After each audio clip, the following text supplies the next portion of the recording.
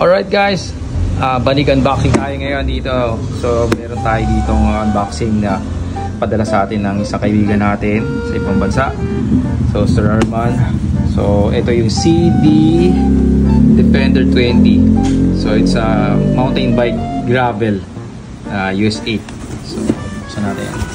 So ano palang bubunga des, yung manual ng CD, cycling manual. Wow, ganda. So it's a suede, material niya suede. Then meron siya ditong parang back support sa mismong ankle para at least safe. Tapos meron siyang matigas din dulo niya, so parang steel tone datingan din niya. Tapos iba yung mechanism niya, hindi siya bawa type So ito yung parang open tapos twist type siya. Then ito yung kanyang nakalagay, it's made in Romania. Romania, mga Romanian, Roman. Tapos yan, yung sa ilalim niya ganito. Ganda, no? Solid.